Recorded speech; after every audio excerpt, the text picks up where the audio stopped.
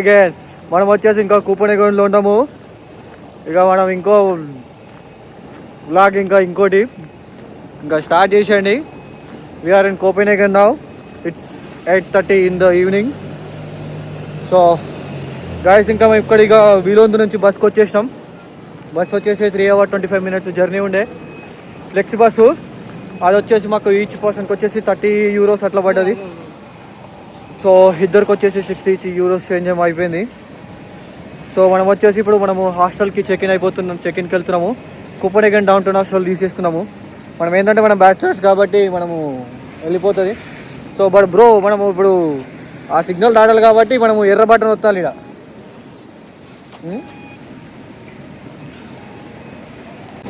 Guys ఇంకా మరి ఇక్కడ నుంచి మనం ఇక కోపెన్హేగన్ క్యాపిటల్ సిటీ చూపిస్తాము. ఇక క్యాపిటల్ సిటీ ఇది డెన్మార్క్ క్యాపిటల్ సిటీ వచ్చేసి కోపెన్హేగన్. చూద్దాం. ఇగో స్నో బోర్డు అంతా కింద మీద ఊపు రతనన్న తోపు అన్నట్టు మొత్తం జారిపోతున్నది. మీకోటి చెప్పనా ఫ్రెండ్స్, అన్నం లేస్తారు సాజీరా, మీరు అందరికీ షేర్ చేయాలా, సబ్స్క్రైబ్ చేయాలా, ఇంకేంటి మరి చేసేయండి. చలో మనం ఇంకా నైట్ అవుతుంది కాబట్టి మనం హాస్టల్కి వెళ్ళేసి రెస్ట్ తీసుకుందాం. మెల్లిగా చెక్ఇన్ అయిపోయి ఇక పొద్దున వీడియోలు స్టార్ట్ చేసి చూపిస్తా ఇంకా డే టైం ఎట్లుంటుంది కోపెన్హేగన్ అని చెప్పేసి. Okay, hello guys, good morning from Copenhagen. మనం వచ్చేసి ఇప్పుడు ఏడికి పోతున్నాం అంటే మనం వాకింగ్ టూర్ పోతున్నాం, ఫ్రీ వాకింగ్ టూరు. వాడు ఉన్నాడు ముంగట తీసుకోబోతున్నాడు, అందుకని పోతున్నాం మనము. ఈ పక్క తోడు ఎట్లున్నాడు కప్పిండు, వర్షం పడుతున్నది చిన్నగా, అందుకే ఇక గ్యాంగ్ అంతా అదే మనది. ఈ గ్యాంగ్ అంటే పోతున్నాం. వాడు ముంగట వాడు ఉన్నాడు, వాడు తీసుకోబోతున్నాడు.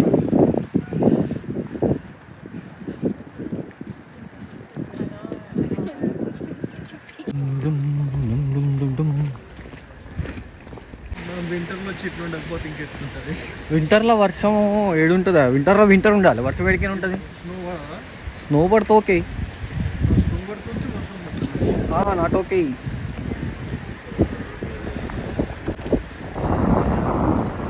Snow is a form of rain, తెలుసా? ఫార్మ్ ఆఫ్ రెయినా? ఇప్పుడు ఈడ స్టార్ట్ అయింది చాలు కొద్దిగా. We did what nobody thought was possible. We made it to the starting point of the tour. The tour starts from here at 11 o'clock. What you can do in the meantime is you can do your stretches and your warm-up. You can put on your walking shoes and get ready to walk. You've got restrooms down there, they're under the ground, so you can't see them, but if you go there you can find them in the square. They're clean, they're free, they're nice. If you want coffee, you can get really bad coffee over there. You can get really good coffee over there. You can get bad jokes right here, just stick around. Did anyone happen to sign up for these tours before you came with me from the hostels? Sign up online? No. Alright. If you didn't sign up online, you're now hereby signed up, okay? So when I ask before we leave, did everybody sign up? You're just going to go, yeah. Okay? Cool. Get ready to walk at 11. See you there. ఇక్కడ మనం ఇక walking టూర్కి వచ్చిన వాడు ఇంకొక హాస్టల్ని తోలుకోవడానికి పోయినట్టున్నాడు. ఇక అప్పటిదాకా మనం ఇక షూటింగ్ చేసుకుందామని ఇది మెల్లగా ఇటు వచ్చినాం.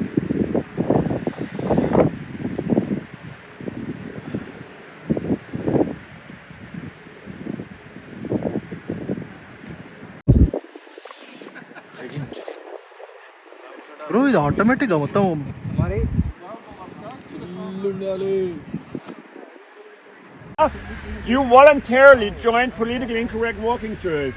Do you know what that means? No. That means for the next hour and a half I get to say a lot of offensive stuff and you don't get to be offended. The best deal ever, right? Especially for me. My friends told me I became a much happier person after I started doing these tours. This is my outlet on life. You're going to walk through town.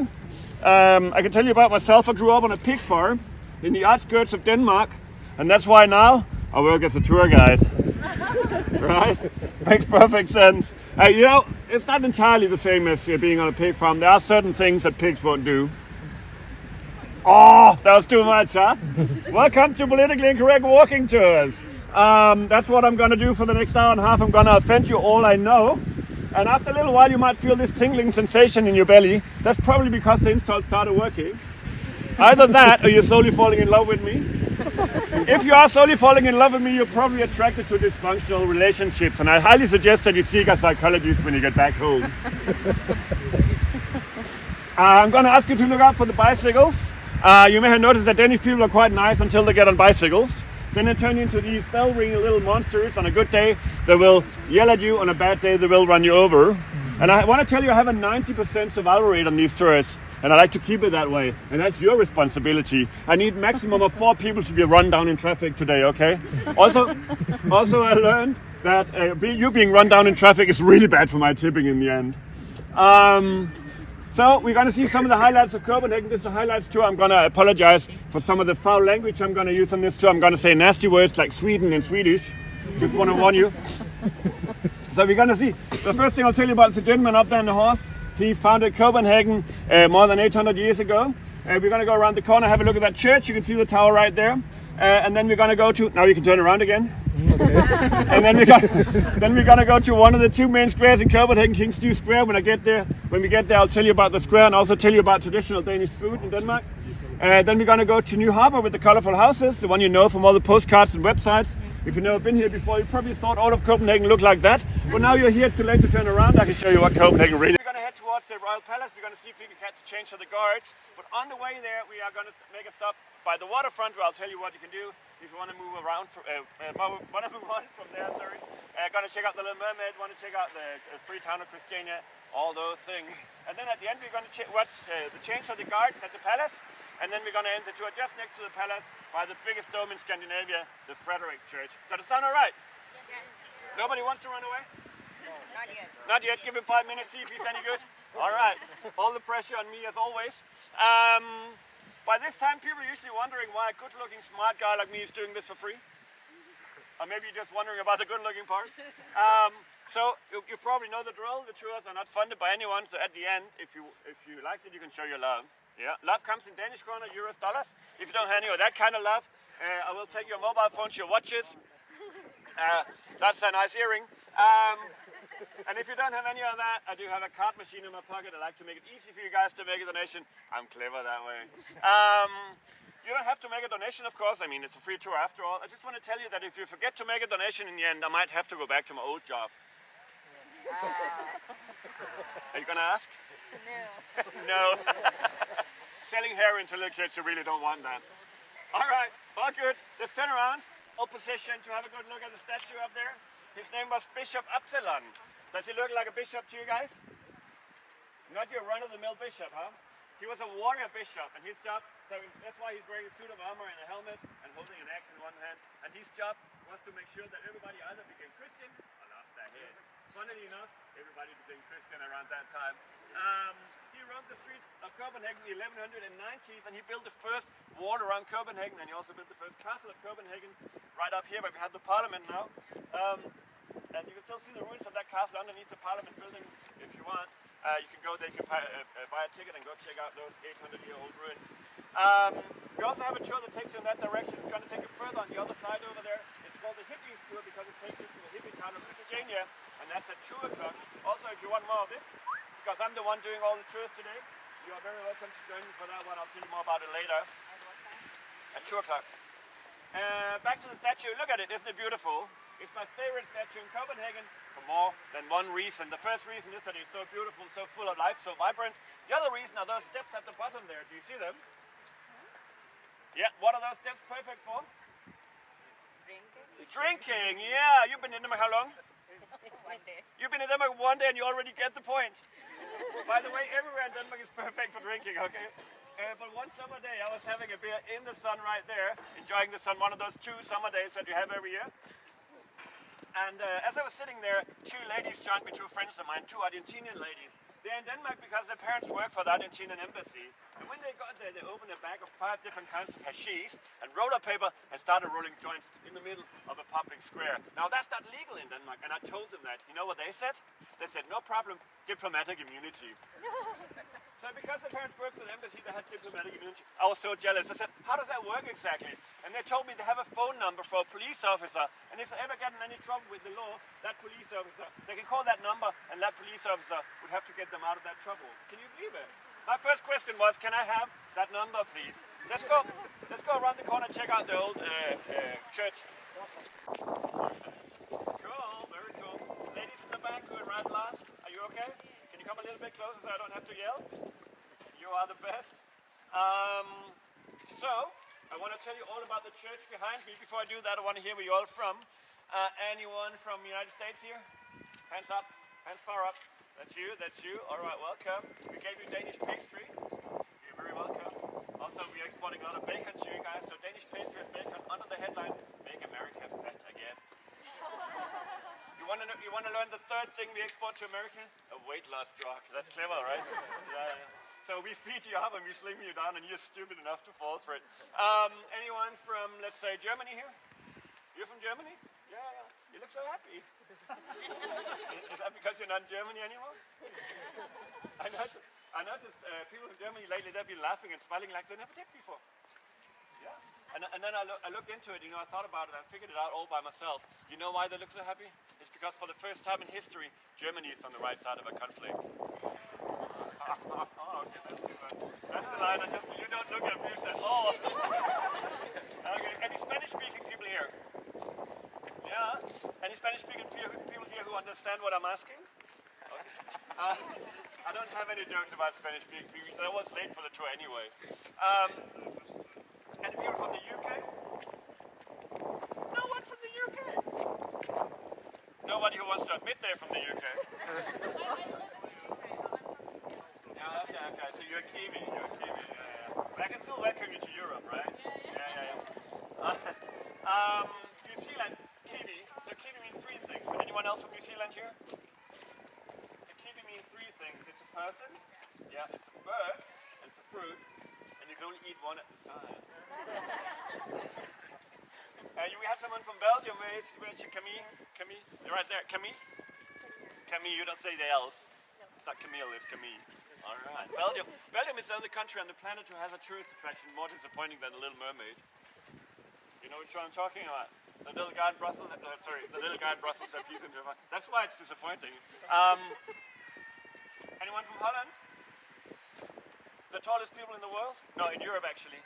The tallest people in Europe. No, in the world I think. Yeah, you're the tallest, Well, not you guys, you're not the tallest people in the world. Okay. You know why Dutch people are so tall? Because when the low countries flooded from global heating, they could walk to safety. Yeah. You guys are going to have to learn to swim, huh? Where else can we ask you about? Well, Canada, anyone from Canada? Yeah, have you got Canada there? Yeah, all right. You know what Canada is? Not the US. Yeah, anyone from Austria? Yeah, there we go. You know what Austria is? Not Germany, that's what Austria is. You know what Denmark is? Not Denmark. Fucking awesome, that's what Denmark is. Did you say not Sweden? Get out. Okay. Anyone I haven't asked about Eastern Europe? Anyone from Eastern Europe? Yes. Yes? Why are you here? Why are you not out collecting bottles and stealing bicycles? I love that one. I don't know why you don't like that one. Anyone from Russia? Thank God. Anyone from Ukraine? Yes. Lots of love to you guys.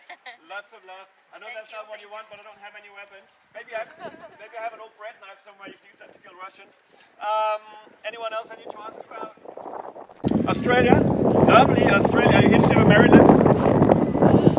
You're here to see where Mary lives? Yeah. Crown Princess Mary of Denmark. Crown Princess Mary of Denmark is actually from Australia. And we have two kinds of Australians on the tour. We have the old ones, the really old ones. They love her. They're like, where is Mary? Where is Mary? And then there are the young ones, like this lady apparently. Who is Mary? Who is Mary? Yeah, but we're going to see where she lives, and then you can tell your old folks, the family, that you saw where she lives. Anyone else I haven't asked about? South Korea. South Korea? Did they let you out? What? Of course. As long as it's not North Korea. And you? South Africa. I lived in South Africa for 6 years. Yeah. Wow. That's how. Are you also South African? But you see, the difference was that he admitted it. He didn't say anything. Then what you gonna tell Alright, about that's a India? small talk topic for us, eh? I lived there for 6 years. It's lekker. It's fire lekker.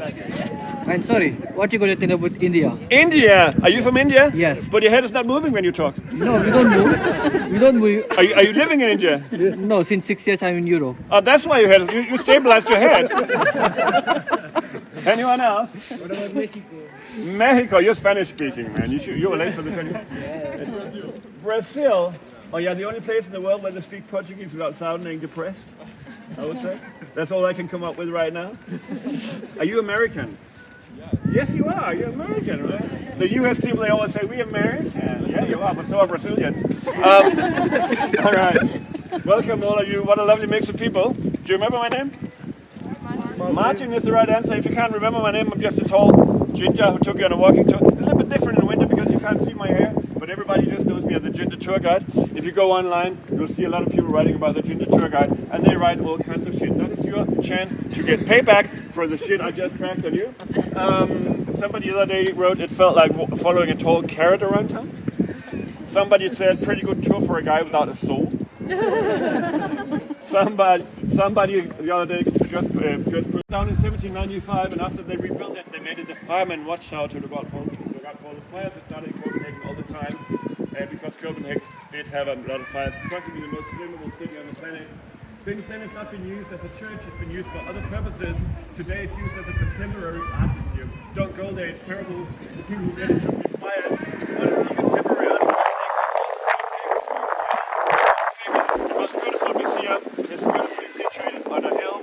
Water and Sweden on the other side. Just focus on the water, you're gonna be fine. The museum is named Louisiana because the guy who donated the building to become a museum, he was married 3 times in his life. His first wife was named Louisa, his second wife was named Louisa, and his third wife was named Louise Susanna. That's a good answer. Louisa is the right answer. So, and you're probably thinking, why the fuck would anyone have 3 wives with the same name? I thought about it too, but you know what? I figured it out all by myself. He probably had a tattoo. He needed a wife to fit the tattoo, and he scoured the country looking for people named Louisa who thought that he was a shit. Louisa is a 45-minute train ride north of Copenhagen, and it's absolutely beautiful. Those tattoos? Now there's a children's playground over here. They would never put a children's playground just outside the Catholic Church. They'll put it inside. Let's go check out the big square.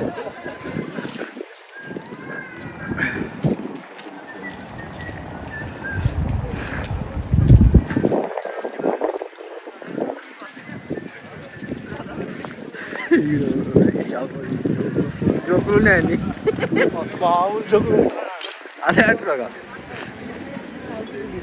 అమ్మ సాలి ఘోరం ఉందిగా ఆ నిలబడితే ఒక్క దగ్గర నిలబడితే వచ్చేస్తున్నది నీ అమ్మ వీడు ఒక్క దగ్గర నిలబెట్టకుండా మూవ్ చేసుకుని ఎక్కువగా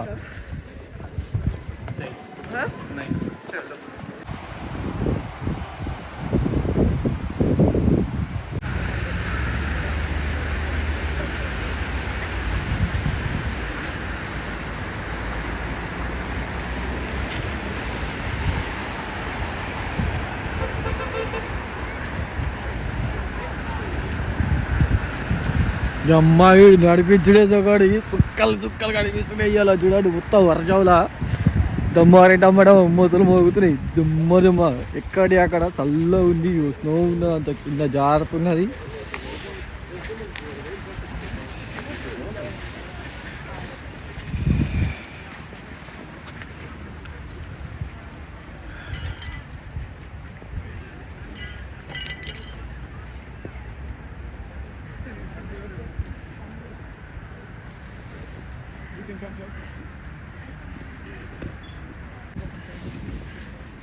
I need my voice to last for a very long time.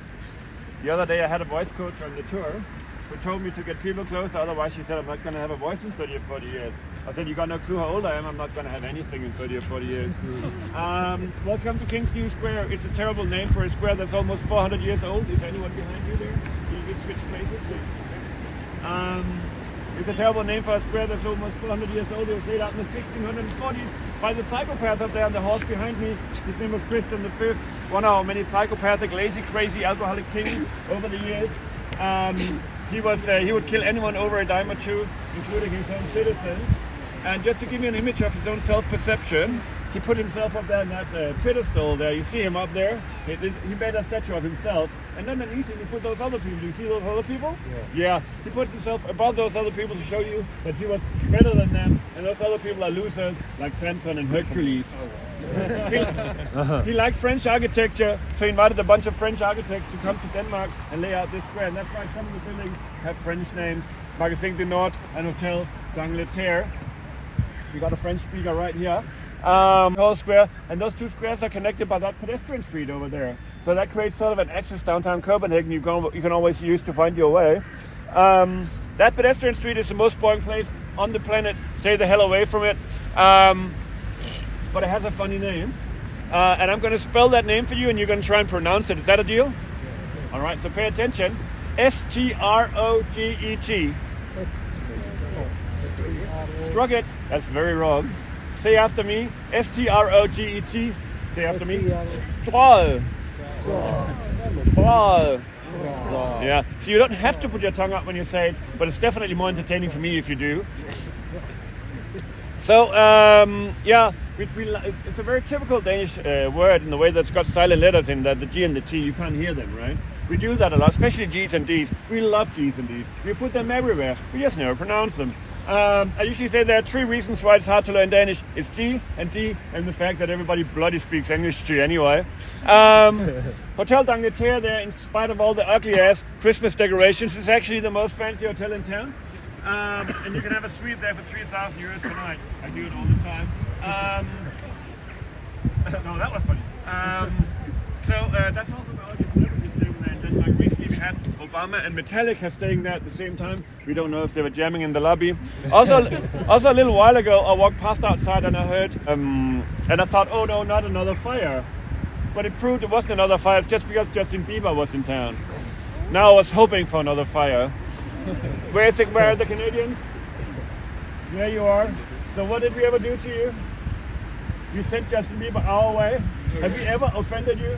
Have we ever done anything to offend you? The least you can do is keep him at home and take responsibility. And if you want to send him somewhere else in the world, send him to bloody Russia. They deserve him. Let's go check out the colorful houses on the other side. You didn't look like you really took responsibility. I don't really.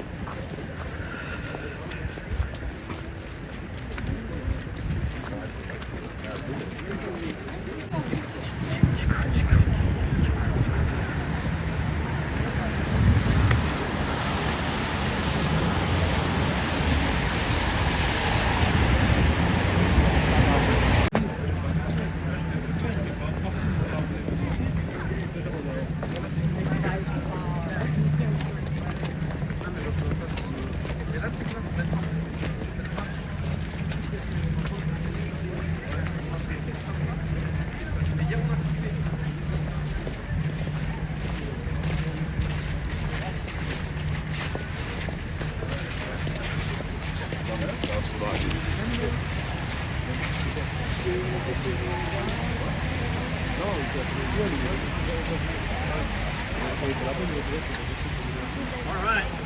My manager told me to take a nice Christmas picture of something pretty and something beautiful. If I can't find it today, I'm going to take a picture of you instead. Is that alright? So just get together and take it from up here. Come to New Harbour. New Harbour is a canal and it's attached to the sea in the other end and it ends right here. On one side of the canal you have the beautiful, famous, colourful houses. On the other side of the canal you have nothing. The canal used to be the main harbour of Copenhagen. All the big ships would come here, but eventually the ships grew bigger and bigger. They couldn't fit into the canal anymore. And that's when we had to build another harbour north of Copenhagen, and that's still where we have the main harbour nowadays. The canal was originally dug in the 1600s. And in the 1600s, if you wanted to dig a canal like that, all you had were hand shovels and wheelbarrows. Can you imagine all that hard work? Who do you think wanted to do all that hard work? Swedish prisoners of war, that's true. They graciously volunteered to make a canal for the Danish people, and if that had been after the Geneva Convention, there would have been no canals in Copenhagen, that's for damn sure. What does sailors want to do when they come in at night? They want to drink. And they want to have intelligent conversation, right? So this used to be the red light district of Copenhagen, and that was perfectly normal actually. All the big cities had a harbor. There was also the red light district, lots of happy sailors and a happy atmosphere and people from all over the world. But after the ships stopped coming here, there were no more happy sailors, only dodgy people, and it became the most dodgy place in Copenhagen, and people hated that. So they tried for many years to change the place around, to change the atmosphere of the place around. And one of the things they tried was when they painted the house in different colors, under the motto, prostitutes are afraid of colors. Well, prostitutes proved not to be afraid of colors. Instead of having just a dodgy place, we now had a very colorful dodgy place. And not much really succeeded until 1969, when we tried moving what is known as the Wooden Ship Museum to here, all the beautiful wooden ships down there on the side of the canal.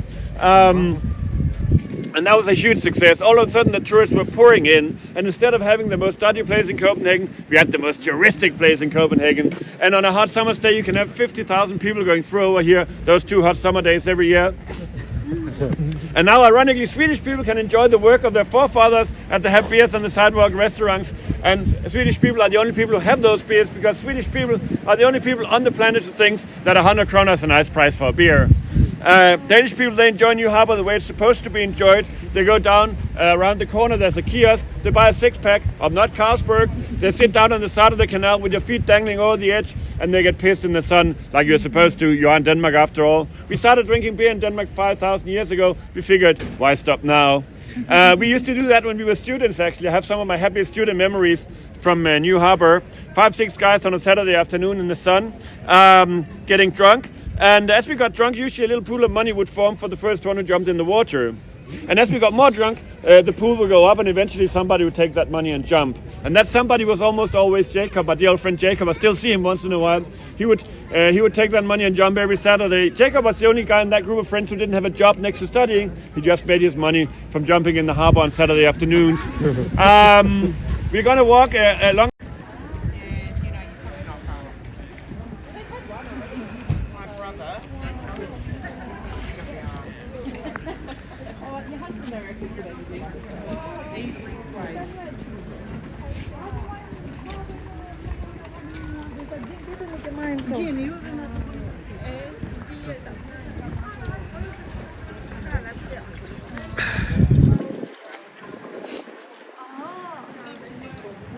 వర్షం పడకపోతే మంచిగా ఉంటుంది నీ అమ్మ.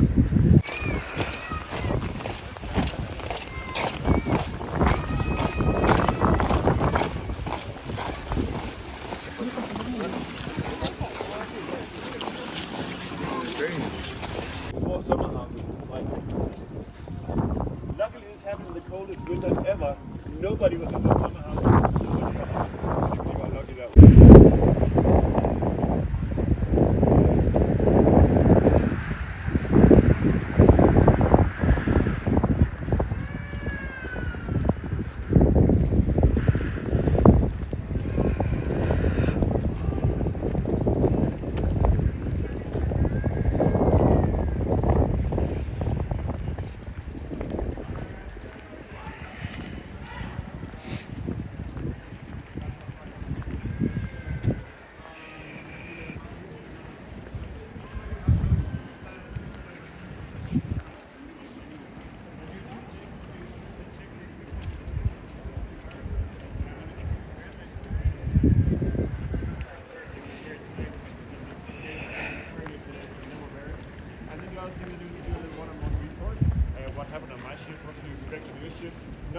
There's nothing ever to report.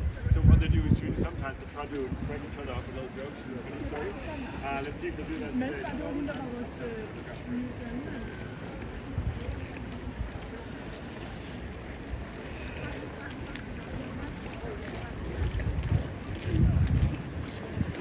No closer than this. No closer than this.